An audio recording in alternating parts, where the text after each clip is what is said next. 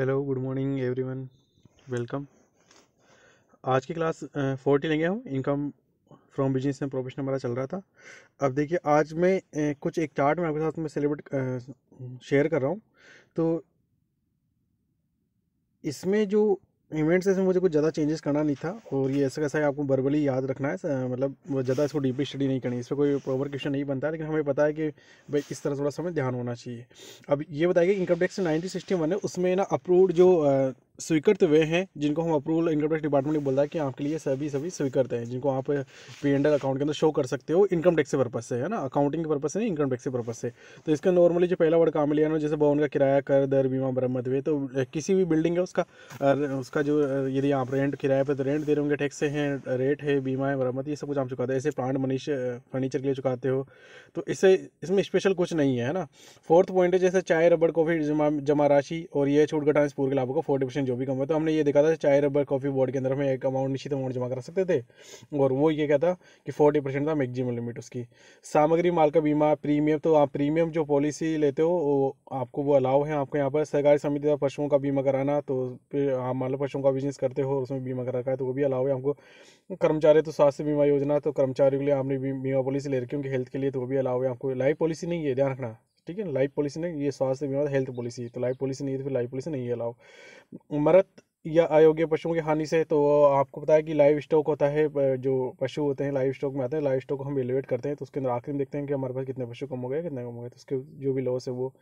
ब्याज और सेम की पूंजी पर ब्याज को केवल फर्म के को ही मिलेगी, मतलब इंटरेस्ट। देखो ये बात आती है कि मान लो मैंने पैसा इन्वेस्टमेंट कराया 10 लाख रुपये, और मैं बोलूँ इनकम टैक्स डिपार्टमेंट में मेरी इनकम के मेरा जो पैसा लगा रहा है इसके ऊपर मैं इंटरेस्ट लगाना चाहता हूँ, तो वो मेरे को अलाउ नहीं होगा। लेकिन यदि पार्टनर्स में ऐसा है तो पार्टनर्स अलाउ है। तभी इसलिए लिखा है, ब्याज स्वयं की पूंजी पर ब्याज की छूट केवल फर्म को ही मिलेगी, मतलब केवल पार्टनरशिप फर्म है, और फर्म के अंदर यदि इंटरेस्ट लगाया जाता है अपनी कैपिटल के ऊपर, तो उनको तो डिडक्शन अलाउ होता है, फर्म को ही एक तरह से एक्सपेंस के रूप में चीज़ अलाउ होती है। अशुद्ध ऋण व डूबत ऋण से हानि, तो बेड डेब्ट से जो भी लॉस हुआ है वो अलाउ है आपको, लेकिन अभी प्रोविजंस अभी अलाउ नहीं है ना। प्रोविजंस जो बनाते हैं बेड डेब्ट के लिए वो अभी अलाउ नहीं है हमारे पास। बैंक नगद लेन देन कर, तो बैंक ट्रांजेक्शन टैक्स लगता है, ऐसे ही प्रतिभूति सिक्योरिटी टैक्स लगता है, या वस्तु लेन देन कर जो कम्युनिटी टैक्स लगते हैं ना, कम्युनिटी ट्रांजेक्शन टैक्स, ये लगते हैं। तो ये सारे टैक्स इस प्रकार टैक्स हैं जो मतलब अलाउ होंगे आपको एक्सपेंस के रूप में। अब बात आती है पूंजीगत व्ययों की, तो पूंजीगत व्ययों इनके बारे में मैं बताऊं, आप इसमें से ये एक पॉइंट याद कर लीजिए, 2 पॉइंट याद कर लीजिए, मतलब इतना ही। जिससे प्रारंभिक व्ययों के संबंध में कटौती 5 किस्तों में मिलती है, जो प्रिलिमिनरी एक्सपेंस है उनके बारे में बताया गया है। इसको मैं आगे नीचे और दोबारा स्टडी करूंगा इसको। और दूरसंचार या ऐसी कोई भी टेलीकॉम जो सेक्टर से जो कोई भी संबंधी कोई भी चीज़ है जिसके लिए आप कोई राइट प्राप्त करते हो या फिर कोई लाइसेंस लेते हो, जो जितने साल की उसने आपने लिया है, जैसे मान लो उसकी 10 साल के लिए आप उसको बेनिफिट मिल रहा है, तो 10 के इंस्टॉलमेंट के अंदर 10 ईयर के अंदर वो राइट ऑफ करेंगे। 5 पे 5 मिला, 5 3 बार 3 के अंदर। खनिज खोज पर वे करते हो आप, तो उससे 10 किस्तों के अंदर उसे आपको कटौती मिलेगी। मतलब आपका ऐसा बिजनेस है, आपका बिजनेस ऑर्गेनाइजेशन ऐसा है, या फिर ऐसे इंस्टीट्यूट के अंदर आप काम कर रहे हो, ऐसा इंस्टीट्यूट आप चला रहे हो जो बिजनेस जो खनिजों की खोज के अंदर लगा हुआ है, ठीक है, जो मिनरल्स वगैरह इनको खोजते हैं, तो उसमें लगा हुआ है। तो ऐसे एक बता स्वैच्छिक सेवानिवृत्ति, तो वॉलेंट्री रिटायरमेंट होता है, तो उसके अंदर यदि आपको कोई पेमेंट करना पड़ता है कि किसी कंपनी को या किसी भी मतलब एसएससी यहाँ पर करदाता से मतलब, चाहे वो कंपनी हो चाहे फर्म हो चाहे कुछ भी, यदि आपको पेमेंट करना पड़ा है, आपने कर्मचारी को वॉलेंट्री रिटायरमेंट लिया है, तो उसको 5 इंस्टॉलमेंट के, तो उसका बेनिफिट आपको मिलेगा। कितने इंस्टॉलमेंट मिलेगा? 5 इंस्टॉलमेंट के अंदर। और बाकी ये जो चीज़ें हैं मैं यहाँ स्टार्ट नहीं करा कि उनको मैंने सबको अलग से पॉइंट लिया है। जैसे देखिए, अब आते हैं हम यहाँ पर, ये डिडक्शन फॉर एक्सपेंस सेक्शन 30 से 38 के अंदर कुछ बताए गए हैं, उसके अंदर बीच में से हमने लिए हैं बेड डेट्स। बेड डेट्स जैसे बेड डेट्स कितने अलाउ होंगे, बेड डेट्स कितने अलाउ होंगे, जैसे कि आपने लोन अमाउंट जो भी स्वीकृत करे, जैसे वो फॉर एग्जाम्पल आपके डेटर्स बने हुए हैं आपके 1 लाख रुपये के, लास्ट रिकवरी उनसे 60,000 से रिकवरी हो गई है, अब बाकी आप बच रहे हैं, तो अब हमारे पास 40,000 बच रहे हैं और हमें लग रहा है कि ये रिकवर नहीं हो पाएंगे, तो उनमें से भी हम एक चीज़ और माइनस कर देंगे, यहाँ पर प्लस ब्रैकेट में लगा रखा है, मतलब ये अल्टीमेट आपको माइनस ही करना है दोनों चीज़ें। ये भी लास्ट रिकवरी भी, और लास्ट अप्रूव्ड जो बेड डेट्स, मान लीजिए इससे पहले उन 1 लाख डेटर्स में से कुछ डेटर्स को हमने लास्ट ईयर बेड डेट्स में अलाउ कर दिया था, तो उन्हें दोबारा अलाउ थोड़ा ना करेंगे बेड डेट्स के लिए, उनको हम पहले ही माइनस कर देंगे। तो इस तरीके से हमारे बोलेंगे कि हमारे पास बेड डेट्स कितने हो गए। तो ये बेड डेट्स निकालने का फॉर्मूला है और कुछ नहीं है, ज़्यादा डीपली नहीं सोचना है इसका, एक नॉर्मल सी प्रैक्टिस करते हो वैसा ही है, यहाँ पर कुछ स्पेशल नहीं है। जैसे आप खुद ही सोच कर देख लीजिए कि मेरे पास में बेड डेट्स की अमाउंट कितनी आएगी, भाई जितना मैंने लोन दिया था, जैसे फॉर एग्जाम्पल मैंने 1 लाख का लोन दे रखा है, अब इसमें से 90,000 तो मुझे बस रिकवरी हो गए, तो अब मेरे लिए बेड डेट्स कितने बचे, एक बार लिए 10,000 बचे, तो ये मैंने ये लास्ट रिकवरी इसका कर लिया मैंने। अब इस 10,000 में ये जो डेटर्स है, इसमें से 1 लाख में कुछ डेटर्स के लिए मेरे को लास्ट ईयर ही तय हो गए थे कि इनमें से 2,000 रुपये नहीं मिलेंगे, ठीक है। तो 2000 भी वो नहीं मिले तो उसका बेनिफिट मैंने लास्ट ईयर ही इनकम टैक्स डिपार्टमेंट से ले लिया कि 2000 रुपये लॉस पहले ही मान चुका था। अब इस साल का नेट लॉस कितना हुआ, 8000 रुपये। ठीक है, क्या कभी कभी अमाउंट माइनस में आ सकती है? माइनस में आने का मतलब ये हो गया कि इस फॉर्मूले के अकॉर्डिंग बैड डेट्स की रिकवरी हो गई, जो पहले बैड डेट्स उससे ज़्यादा रिकवरी हो गई, तो रिकवरी हो गई तो वो उससे प्लस की इनकम मानेंगे और इनकम मानते वो टैक्सेबल हो जाएगी। प्रोविजन बैड डेट्स की छूट नहीं मिलेगी, अब प्रोविजन फॉर डेट्स की छूट यहाँ पर नहीं मिल रही है। और अब आता है डिडक्शन ऑफ प्रिलिमिनरी एक्सपेंस, जो हमने अभी देखा था कि हमें 5 इंस्टॉलमेंट मिलेगा। सबसे पहली बात आती है कि सेक्शन किसने बताया, 35D के अंदर बताया गया है। किसने बताया गया, 35D के अंदर। थोड़ा इंपॉर्टेंट है इसलिए मैंने इसको अलग से लिया। Allow in 5 equal instalment, 5 equal instalment के अंदर मिलेगा। मतलब आप ये भी बोल सकते हो कि 20% की रेट हो गई। कभी कभी एग्जाम में पूछा है कि 20% है, 1/5 के नाम से ज़्यादा है और 5 इक्वल इंस्टॉलमेंट, तो इस तरह के वर्ड वो यूज में कर सकता है। जब वे किए गए हो तभी से प्रारंभ हो जाती है। मतलब इसका है ना कोई ये नहीं कि बिजनेस का प्रारंभ हो रहा है, बिजनेस से मतलब नहीं है। जैसे यहाँ पे एक्सपेंस करते हो उसी ईयर से अलाउ हो जाता है। कभी कभी ऐसा होता है जैसे प्रिलिमिनरी एक्सपेंस तो अभी इनकर्ड हो गया लेकिन बिजनेस स्टार्ट हो रहा है 3 साल बाद, 4 साल बाद, तो ये तो उसी समय से मिलना स्टार्ट हो जाएंगे और 5 इक्वल इंस्टॉलमेंट के अंदर ये चीज़ आपको मिलेगी। अब बात आती है आगे maximum amount of preliminary expense. तो मैक्सिमम अमाउंट प्रिलिमिनरी एक्सपेंस कितनी हो सकती है, ये सबसे चीज़ इंपॉर्टेंट। देखो यहाँ पर कंपनी के लिए अलग कैलकुलेशन है और अदर एसएससी के लिए अलग है। जो मान लीजिए आप कंपनी एसएससी हो, मतलब आप कंपनी चला रहे हो और फिर आपको टैक्स भरना है, तो ये बताया गया कि आप 5% ऑफ कैपिटल एम्प्लॉयड लीजिए या फिर 5% ऑफ प्रोजेक्ट कॉस्ट लीजिए, जो भी अधिक हो, विच एवर हाइस्ट वैल्यू हो, विच एवर हाई है वो वैल्यू आप लेंगे। तो क्या क्या लेना है कि कंपनी एसएससी है, आप कंपनी एसएससी है तो कंपनी एसएससी के लिए आपको क्या लेना है कि 5% कैपिटल एम्प्लॉयड, 5% कैपिटल एम्प्लॉयड मतलब आपने विनियोजित पूंजी का 5% लेना है, या फिर आपको जो भी प्रोजेक्ट कॉस्ट है आपका जिसके लिए आप अपने एस्टेब्लिश कर रहे थे उसका 5% लेना है। तो इन दोनों से जो भी हो इनकम टैक्स ने यहाँ पर बेनिफिट दिया आपको, जो भी मैक्सिमम हो बस आप वो आप डिडक्शन आप यहाँ से हमसे ले लीजिए। जो भी आपको एक्सपेंस लगता है उसको आप अधिक से अधिक एक खर्च के रूप में शो कर दीजिए ताकि आपको टैक्स कम देना पड़ेगा।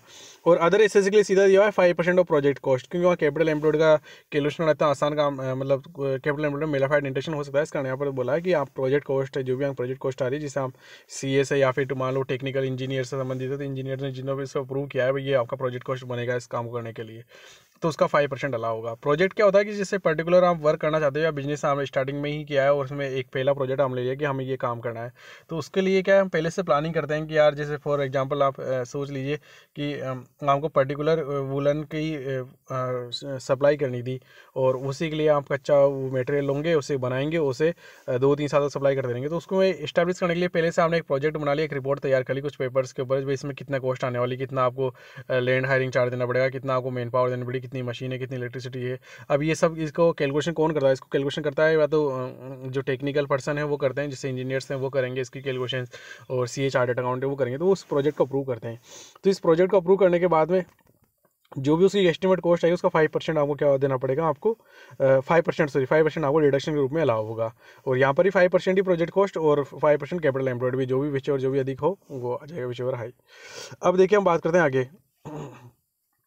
तो ये बस इतना ही है, इसके अंदर और ज़्यादा रूल्स हमें रेगुलेशन नहीं पड़े, वो ज़्यादा हमारे लिए इंपॉर्टेंट नहीं है। सबसे ज़्यादा क्वेश्चन जो बनता है वो केवल इतना ही बनता है, जो प्राइमरी एक्सपेंस है वो कितने में चलता है, 5 इक्वल स्टूडेंट का। कभी कभी इन पे आ जाता है कि इसकी मैक्सिमम लिमिट कितनी हो सकती है, तो 5% ऑफ प्रोजेक्ट कॉस्ट या कैपिटल एम्प्लॉयड या 5% of project cost. Deduction of capital expenditure. तो कैपिटल एक्सपेंडिचर की देखो जब बात की जाती है कि कैपिटल एक्सपेंडिचर भी आप करते हो तो कैपिटल एक्सपेंडिचर डिडक्शन किस प्रकार से मिल सकते हैं। तो देखो कैपिटल इसके बारे में पहले बता दूं कि इसको ना 2 कैटेगरी में बांट रखा था, नॉर्मल और वेटेड। चलो ये तो आपको याद नहीं रखना, इस पर कोई क्वेश्चन नहीं बनता कि आपसे ये नहीं पूछेगा नॉर्मल कितना है, वेटेड कितना है। आपको वर्ड जो ध्यान दे रहे हैं उस पर ध्यान दीजिए। देखिए वर्ड में ये बताया गया है साइंटिफिक रिसर्च के लिए कर रहे हो, अंडर सेक्शन 35 के अंदर बताया गया है, तो कैपिटल रिमेन रिसर्च कर रहे हो तो इनके ऊपर 100% डिडक्शन आपको अलाउ होगा। ठीक है, आगे और इसको डीपली हम आगे और स्टडी करेंगे साइंटिफिक रिसर्च में भी कौन कौन से कब कब ये ज़्यादा हो सकता है, कब कम हो सकता है, ये हम देखेंगे। ठीक है, तो यहाँ पर एक शॉर्ट के अंदर बताया गया, तो एक तरह से आप इसे बिल्कुल रफली लेंगे, इसे ज़्यादा नहीं लेंगे इसे। ये आता है कि कृषि विस्तार परियोजना के लिए, ठीक है ना, जो कृषि विस्तार परियोजना है एग्रीकल्चर एक्सटेंशन प्रोजेक्ट है कोई, मतलब आप एग्रीकल्चर को बढ़ावा देने के लिए कोई प्रोजेक्ट लेकर आ रहे हो तो जिससे कि उस एरिया विशेष के अंदर एग्रीकल्चर के अंदर बढ़ोतरी हो जाए, कृषि उत्पादन बढ़ोतरी हो जाए। इसका सेक्शन 35 CC में बताया गया है। आपको जल्दी इतना ज़्यादा याद नहीं करना क्योंकि इतना प्रैक्टिकल इतना याद रहता भी नहीं, और वहाँ नॉर्मली में तो कभी क्वेश्चन देखे भी नहीं कि इतना डीपली कोई क्वेश्चन पूछा हो। जो सेक्शन से रिगार्डिंग जो क्वेश्चन आते हैं वो वर्बली आते हैं, बस ऊपर के जो 5 हेड है कहाँ पर कौन सी कैलकुलेशन है वर्बली क्वेश्चन ही आते हैं। ठीक है, इतना डीपली स्टडी नहीं आती है यहाँ पर कि भाई 35 CC के अंदर क्या दिया गया है या इसके लिए कौन सा वो है। तो मैंने यहाँ बस लिख दिया नॉलेज के लिए, आप इससे स्टडी करेंगे नहीं। 150% मिलेगा चाहे कैपिटल और रिवेन्यू, आपको ये ध्यान रखना है एग्रीकल्चर एक्सटेंशन प्रोजेक्ट हो। तो वर्ड्स पे ध्यान देंगे आप, केवल क्या ध्यान देंगे आप, आप बोलेंगे यदि एग्रीकल्चर एक्सटेंशन प्रोजेक्ट है तो 150%, बस इतना ध्यान रखना है आपको। फिर आ गया है special business for social development, तो ये सेक्शन 35A बताया गया है, इसके अंदर 100% ही अलाउ होगा आपको, है ना। फिर कभी कभी 150 था लेकिन अब 100% अलाउ है, ठीक है। अब एक चीज़ और बात ये आती है कि ये अप टू असेसमेंट 2020-21 ही तक है, मतलब इसके बाद में जो आने वाला असेसमेंट ईयर है, मतलब इस ईयर तो आपको चल जाएगा, इस साल आपको 1.5% मिलेगा जब ये कैलकुलेशन आप कर रहे हो जिस ईयर के लिए। लेकिन जैसे ये ईयर कंप्लीट होगा अगले साल आप कैलकुलेशन करोगे, जो 1 अप्रैल के बाद में आप 1 अप्रैल 2021 के बाद जो कैलकुलेशन करोगे, तो वहाँ पर भी ये रेट 100% ही होने वाली है, वहाँ हर रेट 100% होने वाली है। फिर आपके लिए वेटेड नाम की जो चीज़ है वही खत्म हो जाएगी।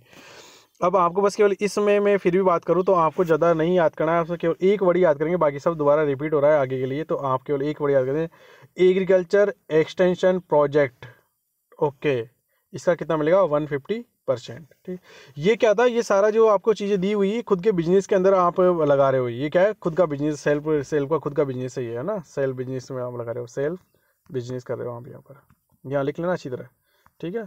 क्योंकि अभी इन्हीं के जैसे ये छोटे छोटे आंसर नहीं बदल जाते हैं, ठीक है, लेकिन कब बदल जाते हैं वो ध्यान रखना आप, ठीक है। जैसे कास्ट इसका आंसर है ये, हमने यहाँ पर भी 100% दिया था और यहाँ पर भी 100% दिया, ये कभी 150% देगा इसी वर्ड के साथ में, लेकिन वो देखना वहाँ डोनेशन वर्ड आएगा कि हम डोनेशन कर रहे हैं, खुद बिजनेस नहीं कर रहे हैं, हम यहाँ क्या खुद बिजनेस कर रहे हैं, इसलिए। अब आगे आता है कि देखिए इन सारे खर्चों के अंदर जब कैपिटल एक्सपेंस की बात की जाती है तो कौन कौन से खर्चे आपको अलाउ होंगे या नहीं होंगे। देखो सारे ही कैपिटल एक्सपेंस का मतलब क्या आता है? जो लॉन्ग टर्म आप एसेट्स खरीदो, चाहे आप बिल्डिंग खरीदो, चाहे आप है ना प्लांट मशीनरी खरीद रहे हो, तो ऐसी चीज़ें जो लंबे टर्म के लिए जुड़ी हुई है, चाहे आप कोई पेटेंट्स करा रहे हो किसी भी चीज़ के लिए जो लंबे टर्म के लिए जुड़ी हुई है, वो यहाँ पर आएगी। लेकिन इसमें कौन सी चीज़ें वो फिर भी अलाउ नहीं होगी आपको? क्या अलाउ नहीं होगी? Land not allow. जो लैंड की कॉस्ट आप खरीद रहे हो इस प्रोजेक्ट के लिए, किसी भी योजना के लिए, तो लैंड का आपके लिए नोट अलाउ है, यहाँ लिखा हुआ है कि वो नोट अलाउ होगी। बिल्डिंग, यस बिल्डिंग आपको अलाउ है। हम मान लीजिए आपने लैंड और बिल्डिंग एक साथ खरीद लिया, आपने कहीं पर बनी बनाई ज़मीन भी थी, उसके साथ में बिल्डिंग जुड़ी हुई थी, तो आप क्या करेंगे? उसकी जो भी टोटल कॉस्ट आपने पे करी है उसमें से माइनस करेंगे लैंड कॉस्ट, वहाँ वैल्यूएट करवा लेंगे, वहाँ पर सरकार के रिकॉर्ड में सब चीज़ की रेट रहती है कि भाई इसकी मार्केट अभी क्या चल रही है, तो उस रेट को आप माइनस कर देंगे, बाकी चीज़ आपकी बिल्डिंग कॉस्ट मानी जाएगी और वो आपको अलाउ हो जाएगी। मतलब ये land not allow, building allow. Land और बिल्डिंग वर्ड एक साथ आ रहा है, तो लैंड और बिल्डिंग आप एक साथ लिए तो उसमें से आप लैंड कॉस्ट हटा देंगे, बिल्डिंग कॉस्ट आपको अलाउ होगी। मतलब लैंड किसी भी हालत में अलाउ नहीं है, भूमि का जो वे करते हो वो किसी भी हालत में अलाउ नहीं है आपको। अब देखो, अब बात आती है तो आप क्या खुद के बिजनेस में लगा रहे थे, तब जाकर आपने ये रेट देखी, ठीक है ना। कौन कौन सी रेट देखी थी भाई? आप साइंटिफिक रिसर्च लगा रहे हो खुद के बिजनेस के लिए, चाहे कैपिटल रेवेन्यू 100%, एग्रीकल्चर एक्सटेंशन के लिए लगा रहे हो तो 150%, और स्पेशल बिजनेस है आपका सोशल डेवलपमेंट के लिए तो भी 100% ही मिल रही है अपन को, ठीक है। अब बात आती है आगे,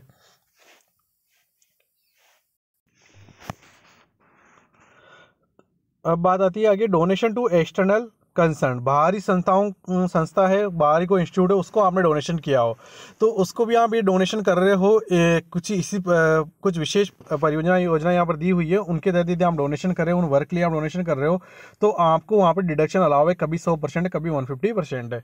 अब देखिए स्टार्टिंग मैंने पेमेंट फॉर और टू, दो वर्ड यहाँ पर काम लिए, भाई किस काम के लिए दे रहे हो, किसको दे रहे हो, ठीक है। तो यहाँ पहला वर्ड जो काम में लिया है वो बताया गया है आपको, देखिए आपके सब में एक ही वर्ड काम में आ रहा है कॉमन, 1 से लेकर 3 के अंदर, थोड़ा ध्यान रखना उसको वर्ड के बने। रूरल डेवलपमेंट, पहले कह रहा है payment for rural development programme approved before 1 March 1983। तो ऐसा कोई भी प्रोग्राम रूरल डेवलपमेंट के लिए, कहाँ के लिए बना हुआ है? रूरल डेवलपमेंट, ग्रामीण विकास के लिए ऐसा प्रोग्राम बना हुआ है और वो पहले ही अप्रूव हो चुका है। कब पहले? 1 मार्च 1983 से, इससे पहले ही वो अप्रूव हो चुका है वो प्रोग्राम, ठीक है। अब नया वाला प्रोग्राम नहीं, बहुत कोई पुराना है जो पहले अप्रूव हो चुका है, और उस प्रोग्राम के अंदर ही आप डोनेशन दे रहे हो, उस प्रोग्राम में आप डोनेशन दे रहे हो तो वो आपको अलाउ होगा 100%। यहाँ लिखा हुआ है 1 से 4 के लिए 100% डिडक्शन अलाउ होगा, ठीक है, 1 से 4 के अंदर। फिर दोबारा देखिए वही प्रोग्राम है रूरल डेवलपमेंट ही, वही सेम प्रोग्राम है कि जो 1 मार्च 1983 से पहले स्टार्ट हो गया था, ठीक है ना। वही प्रोग्राम, सब कुछ वही प्रॉपर्टी की रूरल डेवलपमेंट ही करना है आपको, और ऐसा प्रोग्राम जो रूरल डेवलपमेंट के जैसा प्रोग्राम बना था वो अप्रूवल मिल चुकी है उसकी बिफोर 1 मार्च 1983 से पहले ही उसको आपको अप्रूवल मिल चुकी है। इसके लिए आपने ट्रेनिंग दी है, इसके लिए भाई इस रूरल डेवलपमेंट ऐसे तो होगा नहीं, डोनेशन करने से तो डोनेशन आपने कर दिया था तो आप फ्री हो गए। यहाँ पर क्या है, किसी इंस्टीट्यूट, किसी सरकारी स्कूल या किसी भी पर्टिकुलर किसी भी संस्था को आपने डोनेशन कर दिया, इसलिए डोनेशन दिया कि भाई आप ट्रेनिंग दो लोगों को ताकि रूरल डेवलपमेंट हो सके। तो वास्तव पहले भी क्या था, रूरल डेवलपमेंट कराना था हमने, तो ट्रेनिंग के लिए दिया जा रहा है और रूरल डेवलपमेंट के लिए तो भी आपको अलाउ होगा। देखो जो वर्ड है वही आना चाहिए, इसके अलावा तीसरा वर्ड आ जाता है तो नहीं होगा, ठीक है। यहाँ टीचिंग वर्ड आ गया तो नोट अलाउ हो जाएगा, ट्रेनिंग है तो मतलब ट्रेनिंग ही रहने वाला है ये, इसके अलावा और कोई भी चेंज नहीं आने वाला इसके अंदर। तो इसलिए आपको इसका से वर्ड ध्यान रखना है। रूरल डेवलपमेंट है, प्रोग्राम है आपका, पहले कब अप्रूव हो गया था 1 मार्च 1983 से, फिर रूरल डेवलपमेंट ये, लेकिन आप यहाँ ट्रेनिंग करवा रहे हो और रूरल डेवलपमेंट के लिए ट्रेनिंग के लिए आप पेमेंट कर रहे हो, तो ये भी आपका लाभ है। फिर हमारे पास में 2 इंस्टीट्यूट बने हुए हैं ऐसे, जो कमेटी बनी हुई एक तरह से समझ लो, जिससे बना हुआ है कि इसको पेमेंट किया आपने सीधा ही, national fund for rural development. अब ये नेशनल से नाम से पता चल रहा है कि सेंट्रल गवर्नमेंट का फंड बना हुआ है, ठीक है। तो सेंट्रल गवर्नमेंट एक स्पेशल फंड बना लेती है, वहाँ पर आपको बोलती है, प्रमोट करती है कि भाई आप इसमें डोनेशन कीजिए ताकि ना इस प्रकार का विकास हो चुके। कैसे वो विकास हो चुके, जैसे national fund for rural development. तो वापस किसकी बात की जा रही है, रेशनल। तो आप डायरेक्ट विकास कर दीजिए, रूरल डेवलपमेंट के प्रोग्राम भाग ले लीजिए, या फिर आप ट्रेनिंग दे दीजिए, या फिर सरकार ने जो फंड बना रखा है, नेशनल फंड बना रखा है, एक नेशनल फंड बना रखा है फॉर रूरल डेवलपमेंट के लिए, उसके अंदर आप डोनेशन कर दीजिए। तो 3 काम हो गए हमारे जो रूरल डेवलपमेंट से संबंधित। डायरेक्ट रूरल डेवलपमेंट प्रोग्राम को यहाँ पैसे दे दीजिए, या फिर ट्रेनिंग के लिए पैसा दे दीजिए आप, या फिर नेशनल फंड बना हुआ है सेंट्रल गवर्नमेंट के द्वारा नेशनल रूरल फंड के रूरल डेवलपमेंट के लिए। तो रूरल डेवलपमेंट के लिए जो बना हुआ है फंड, उसके अंदर आप डोनेशन कर दीजिए। तो आपको इन तीनों ही केस के अंदर क्या होगा, डिडक्शन अलाउ होगा, और वो कितना रेट होगा, 100% अलाउ होगा। सेम ऐसे एक और फंड बना हुआ है, national urban poverty reduction fund. तो ये बना हुआ है राष्ट्रीय अर्बन, मतलब शहरी जो गरीबी है, शहरी गरीबी उसको दूर करने के, उसको उन्मूलन उसका दूर करने के लिए जो फंड बना रखा है आपको, उसको भी आपको 100% डिडक्शन अलाउ होगा। तो 1 2 3 तो फंड बने हुए आपको रूरल डेवलपमेंट ग्रामीण विकास के लिए बने हुए, और एक है अर्बन शहरी गरीबी के लिए, गरीबी को उन्मूलन करने, किसके लिए, शहर की गरीबी को उन्मूलन करने। और किसमें, किसी प्रोग्राम में आप पैसा नहीं दे सकते, केवल जो नेशनल जो लेवल पे जो फंड बना हुआ है सेंट्रल गवर्नमेंट के द्वारा, उसके अंदर आप दे सकते हो केवल, और कहीं नहीं दे सकते। तो 1 से 4 में हम डिडक्शन अलाउ होगा 100%, क्या अलाउ होगा, 1 से 4 के अंदर 100% डिडक्शन आपको अलाउ होगा, ठीक है। 35CC के अंदर बताया गया है ये, ठीक है। तो सेक्शन आपको इतना ध्यान नहीं रखना है, बस केवल आपको केवल ये नाम वर्ड्स यहाँ पर आते हैं, कभी कभी ये पूछा है इनमें कौन सा अलाउ नहीं है, तो अलाउ नहीं है तो कुछ एक वर्ड के अंदर आगे पीछे कर देगा, बाकी 4 नाम है, 3 नाम है, कैसे रखेगा आपको, तो एक पे डिडक्ट करना होगा भाई, ये नोट अलाउ है। फिर कभी कभी इसमें पूछा कि आप मैच करिए,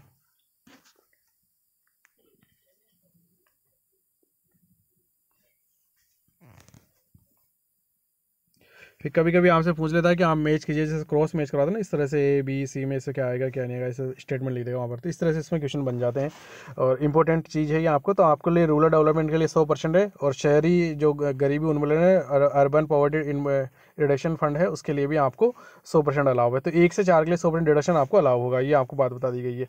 अब इसके बाद में आता है फॉर साइंटिफिक रिसर्च। देखो साइंटिफिक रिसर्च पहले भी आया था, पहले वर्ड मैंने काम किया साइंटिफिक रिसर्च, वहाँ पर 100% अलाउ था, लेकिन वहाँ खुद का बिजनेस था। यहाँ पर मैंने बताया था कि आप यहाँ वर्ड ऐड कर लेना कि ये कैपिटल एक्सपेंडिचर ही किसके लिए हो रहे हैं, सेल्फ बिजनेस के रिगार्डिंग हो रहे हैं। कि आप ऐसा बिजनेस में लगे हुए हो जो साइंटिफिक रिसर्च करता है, साइंटिफिक रिसर्च करता है, तो कैपिटल इवन जो एक्सपेंडिचर है वो 100% अलाउ होंगे कैपिटल। और यदि आप ऐसा बिजनेस करते हो जो एग्रीकल्चर एक्सटेंशन प्रोजेक्ट जुड़ा हुआ है, तो यहाँ पर 150% अलाउ होंगे, और सोशल डेवलपमेंट के लिए 100% अलाउ होंगे। ये तो क्या सेल्फ बिजनेस की बात हो गई।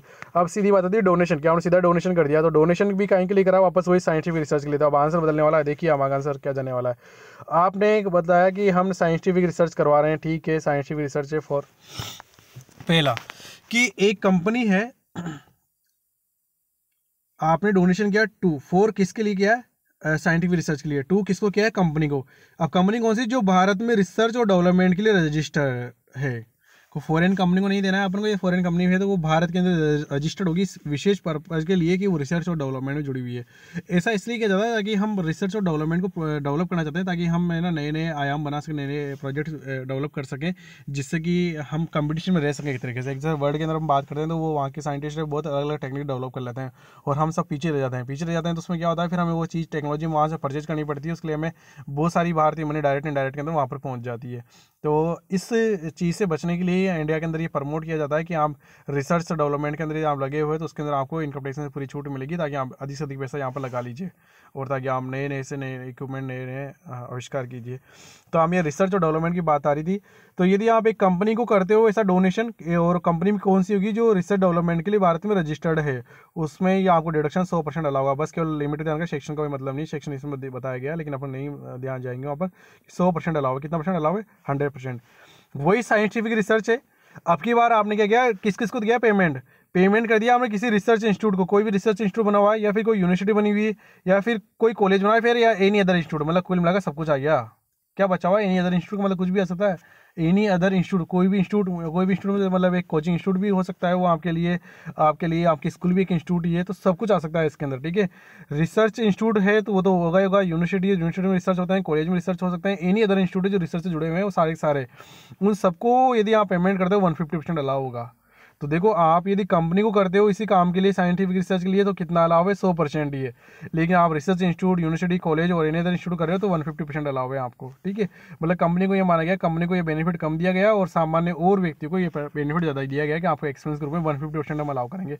कंपनी को मान लेते हैं पहले से अमीर चीज़ है तो उसको आप डिडक्शन का अमाउंट दी 100% दी, और यहाँ पर कितना दिया है, 150% दिया है। कंपनी से एक बड़ी टर्म में यूज होती है और रिसर्च इंस्टीट्यूट यूनिवर्सिटी के कंपेयर में कम टर्म, छोटी टर्म में यूज होते हैं। तो यहाँ 150% बेनिफिट दिया है और यहाँ पर 100% दिया है। अब थोड़ा सा देखो आंसर में चेंज आएगा आपके, यहाँ पर वही वर्ड है, देखिए वही साइंटिफिक रिसर्च करवाना था आपको, लेकिन आपकी बार करोगे साइंटिफिक, हर कोई सा साइंटिफिक रिसर्च नहीं करोगे जो अप्रूव्ड है साइंटिफिक रिसर्च। अब आप सोचोगे अप्रूव्ड साइंटिफिक रिसर्च कौन सी होती है? अप्रूव्ड साइंटिफिक रिसर्च उसे बोलते हैं, इसके लिए ना इनकम टैक्स डिपार्टमेंट खुद अपने वेबसाइट के ऊपर नोटिफिकेशन निकालता रहता है और हर साल अमेंड करता रहता है कि ये चीज़ें हैं जो हमने अप्रूव कर रहे हैं साइंटिफिक रिसर्च के लिए। अब इस साइंटिफिक रिसर्च के लिए मान लीजिए नेशनल लेबोरेटरी है, जो वर्ड यहाँ काम ले वही वर्ड यहाँ पर आ रहे हैं, देखो अलग वर्ड है यहाँ पर, एक यूनिवर्सिटी कॉमन वर्ड है वो यहाँ भी है, यहाँ भी है, तो यूनिवर्सिटी की हम बात नहीं करेंगे। नेशनल लेबोरेटरी है, आईआईटी है और स्पेसिफाइड पर्सन है, इन लोगों को आपने पेमेंट किया है। किन किन लोगों को पेमेंट किया है वापस हम बात करेंगे। नेशनल लेबोरेटरी, राष्ट्रीय प्रयोगशाला, आईआईटी हम जानते ना, जो आईआईटी इंस्टीट्यूट है, भारतीय तकनीकी संस्थान है, इंडियन टेक्नोलॉजी इंस्टीट्यूट है, उसकी बात की जा रही है। और स्पेसिफाइड पर्सन है, कोई ऐसा स्पेसिफाइड पर्सन कौन होता है? स्पेसिफाइड पर्सन मतलब कोई भी सकता है, कंपनी हो सकता है, कुछ भी हो सकता है, आप भी हो सकता हूँ, मैं भी हो सकता हूँ। ऐसे पर्सन को भी नोटिफिकेशन के द्वारा इनकम टैक्स डिपार्टमेंट ही तय करता है कि ये स्पेसिफाइड पर्सन हमने अपॉइंटमेंट कर दिए, इनको आप मान लीजिए। तो फॉर अप्रूव्ड के लिए साइंटिफिक रिसर्च क्या है तो इसको बोलेंगे 150%। यहाँ पर कितने अलाउ होगा? 150%। तो देखिए अधिकतर लोग तो यहीं गवर्न हो जाएंगे आपके, जैसे यूनिवर्सिटी यहाँ आ गई, यहाँ भी आ रही, कॉलेज, एनी अदर इंस्टीट्यूट सब यहाँ पर आ गए। लेकिन नेशनल लेबोरेटरी है तो उसे हम 100 की जगह 150% का बेनिफिट तभी देंगे जब उसने अप्रूव्ड साइंटिफिक रिसर्च किया हो, ठीक है। उसने क्या किया? अप्रूव्ड साइंटिफिक रिसर्च किया। वापस से मैं आता हूँ, वापस से मैं सबको जीरो करता हूँ। पहली बात, साइंटिफिक रिसर्च ये कंपनी को कर रहे हो तो 100%, रिसर्च इंस्टीट्यूट है, यूनिवर्सिटी है, कॉलेज है, एनी अदर इंस्टीट्यूट है 150%, और national laboratory, IIT, university specified person है तो भी 150% है। बस इनको अप्रूव्ड साइंटिफिक रिसर्च करना पड़ेगा। इनको साइंटिफिक रिसर्च मतलब कोई सा भी चलेगा साइंटिफिक रिसर्च, और इन्हें अप्रूव्ड मतलब लिस्ट में देखना पड़ेगा भाई ये वाला रिसर्च करें हम, तभी इनको अलाउ होगा। अब ये यूनिवर्सिटी वो यहाँ भी आ रही है, यहाँ भी आ रही है, तो मान लो ये अप्रूव नहीं करती है, कोई सा दूसरा कर ली थी तो भी से 150% बेनिफिट मिलने वाला, क्योंकि इसका नाम यहाँ पर आ गया ना इस कारण, ठीक है।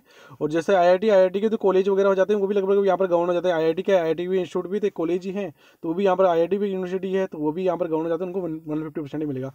बात आती है बस केवल नेशनल लेबोरेटरी की और स्पेसिफाइड पर्सन की, तो इनको अप्रूव्ड साइंटिफिक रिसर्च करना पड़ेगा तभी 150% मिलेगा। अब आपका दिमाग क्वेश्चन आता होगा, ये मान ली अप्रूव नहीं करे तो केवल साइंटिफिक रिसर्च कर ले कॉमन, तो फिर इन्हें 100% अलाउ होगा, 100% अलाउ हो गया होगा।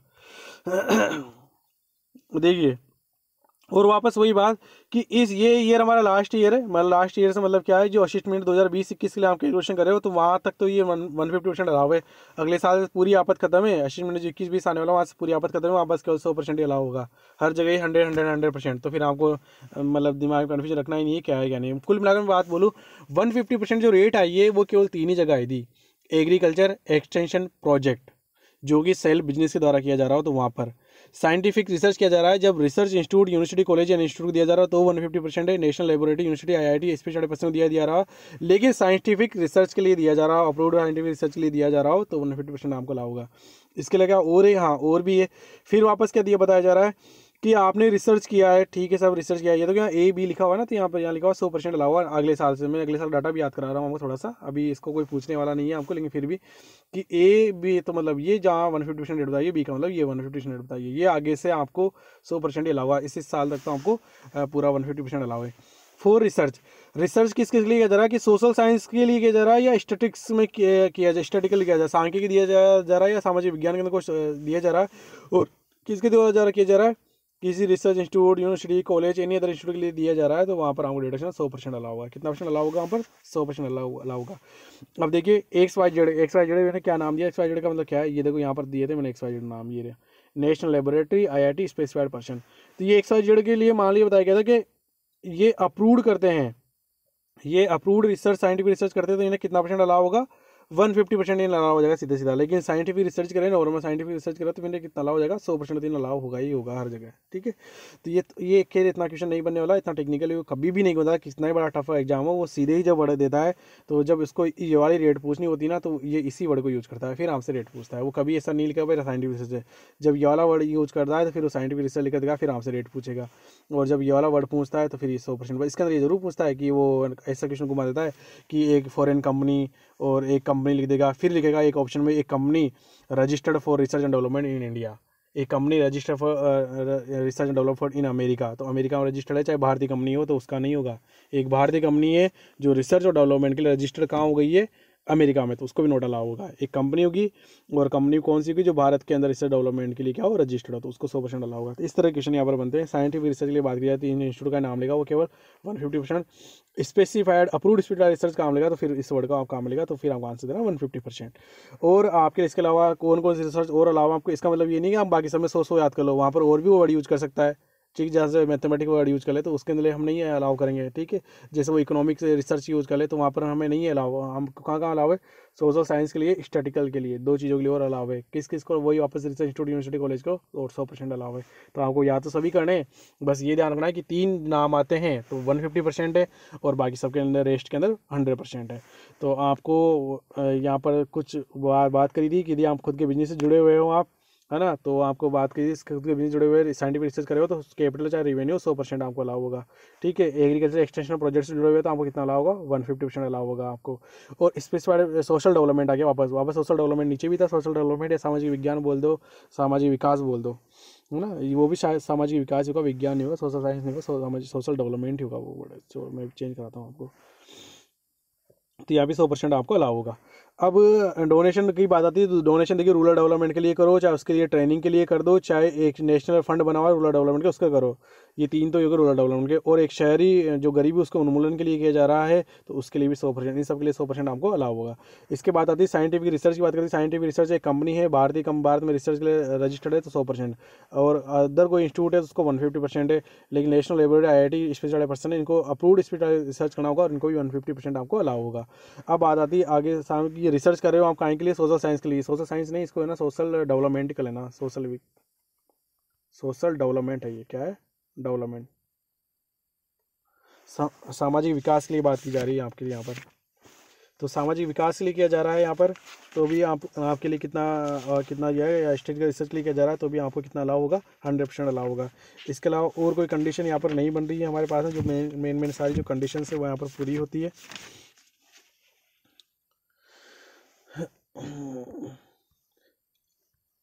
अब देखिए साइंटिफिक रिसर्च के लिए कुछ बातें हैं अलग से बोली गई है। यदि व्यवसाय प्रारंभ करने से पहले वैज्ञानिक अनुसंधान के लिए साइंटिफिक रिसर्च के लिए किए गए खर्चों में से व्यवसाय प्रारंभ होने के दिनांक के पीछे के 3 वर्षों का आयगत सामग्री, कर्मचारियों की मजदूरी, वेतन, पारिश्रमिक अनुलाभ, ये 2 ही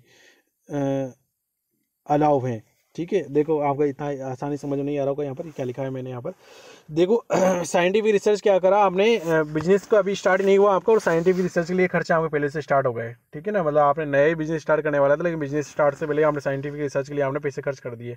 तो ये बताया गया है कि आपको मैक्सिमम पुराने 3 ईयर के अलाउ होंगे, जिस दिन बिजनेस स्टार्ट हुआ है ना, डेट टू डेट चल रहा है, दिनांक डेट, जिस दिन बिजनेस प्रारंभ हुआ है ना उससे ठीक मिलेगी। जैसे कि मान लीजिए आपका बिजनेस स्टार्ट हो गया 5 मई 2020 को, तो 5 मई से जस्ट पीछे पीछे चलेंगे आप फाइनेंशियल, ऐसे नहीं कि आप 31 मार्च पकड़ लोगे बीच की, इससे जस्ट पहले 31 मार्च पकड़ोगे, नहीं, आप 5 मई से पहले वाला ईयर पकड़ेंगे तो मई 2019 लेंगे, फिर उससे लेंगे 5 मई 2018 लेंगे, फिर 2017 लेंगे, तो इस तरह से हम 3 काम बढ़ेंगे। तो आपको डे टू डेट चलना है, मतलब यहाँ पर बताया गया है कि जिस दिन बिजनेस स्टार्ट हो, बिजनेस कब स्टार्ट किया हमने 5 मई को स्टार्ट किया, क्योंकि हर बार ये जरूरी नहीं है भाई 1 अप्रैल को बिजनेस स्टार्ट होगा, बिजनेस तो हम कभी भी स्टार्ट कर सकते हैं ना। तो जिस दिन बिजनेस स्टार्ट होगा ठीक पहले के, उससे ठीक पहले के 3 ईयर आप निकालेंगे और उन 3 ईयर्स में से भी आपको केवल 2 ही खर्चे आपको अलाउ होंगे। 2 खर्चे कौन कौन से, कि एक तो आपने जो मटेरियल जो खरीदा है आयगत व्यय के रूप में, एक तो आपने जो मटेरियल खरीदा है वो, और एक कर्मचारियों को मजदूरी दिए, वेतन दिया या पारिश्रमिक, कुछ भी बोलो, तीनों में बात है कि उनको मेहनत का पैसा दे रहे हैं पर,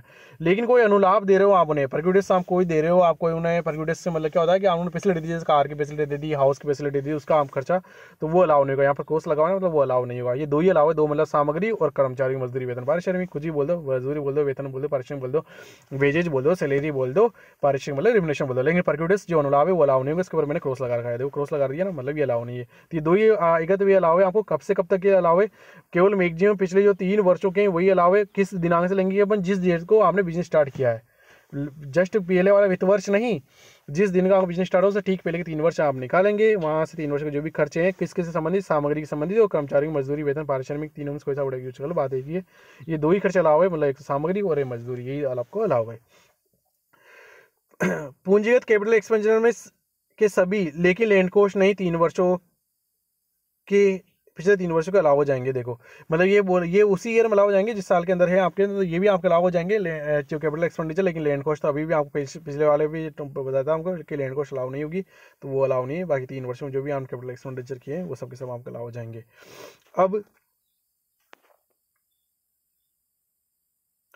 अब आपको बात आई थी कि आपके स्पेसिफाइड जो इंस्टीट्यूट हैं वो लगे हुए हैं आपको विशेष व्यवसाय के अंदर लगे हुए हैं कुछ करने के लिए। तो विशेष व्यवसाय के संबंध के अंदर आपको बताया गया था कौन कौन से विशिष्ट व्यवसाय हो सकते हैं। तो इनकी एक लिस्ट है, वो मैं आपके साथ में यहाँ पर SKGT शेयर कराऊँ कि इसके अंदर मुझे कोई ज़्यादा अमेंडमेंट नहीं करना है। तो इस तरह के बिजनेस बताएंगे कि कोल्ड चेन है, वेयर हाउसिंग है, 2 सितारा या से अधिक श्रेणी का जो होटल है भारत में, 100 से कम बिस्तर वाला जो बेड वगैरह, इस तरीके से तरह बातें की गई है। इन वर्क से आप लगे हुए तो इन्हें स्पेसिफाइड बिजनेस के अंदर मान लिया जाएगा। ठीक है, टाइम टाइम पर ये भी चेंज होती रहती है, लेकिन अभी स्पेसिफाइड बिजनेस का मतलब ये है। ज़्यादा डीपली से याद नहीं करना है, बरबड़े से निकाल से टाइम हो तो देख लीजिए, नहीं तो इसमें तो मुझे लगता नहीं कभी कोई क्वेश्चन बनता है। तो इस तरह के बिजनेस को स्पेसिफाइड बिजनेस के अंदर आपको माना गया है। बाकी ये बताया गया है कि आपको जो भारित कटौती है वो अब नहीं मिलेगी। भारित कटौती आपने बताया, देख भी दिया कि 150% थी, बस केवल एग्रीकल्चर एक्सटेंशन के अंदर, बाकी सब जगह 100% ही रह गई है। वो 10,000 से अधिक का नगद लेन देन है वो कहीं पर भी स्वीकृत नहीं होता, वो तो उससे जनरल प्रोविजन है कि 10,000 से ज़्यादा यदि आपने ट्रांजेक्शन कैश में करते हो वो आपको अलाउ नहीं होगा। तो इस तरह की बात इसमें बोली गई है, कोई ज़्यादा आपको विशेष इसमें याद नहीं करना है। जो इंपॉर्टेंट चीज़ें तो वो मैंने आपको बता दी है। अब हम आगे चलते हैं। अब आगे इस क्लास में आज हम इतना ही लेंगे, आगे के नोट्स पेपर नहीं है अभी। चलो, उम्मीद करता हूँ कि काफ़ी इंपॉर्टेंट रहा था, इसलिए मैंने आपको 2-2 3-3 बार रिपीट किया है। जो चीज़ इंपॉर्टेंट नहीं थी बस केवल हमको शेयर ही करना था, वो मैंने कुछ चीज़ शेयर कर दी। सेक्शंस इतने डीपली कभी नहीं पूछता एग्जाम में, क्योंकि इतने डीपली ना तो उन्हें याद रहते हैं ना अपन को याद रहते हैं। तो चीज़ ऐसी ही पूछी जाती है जो सामने था हमको याद करने से याद आ जाए।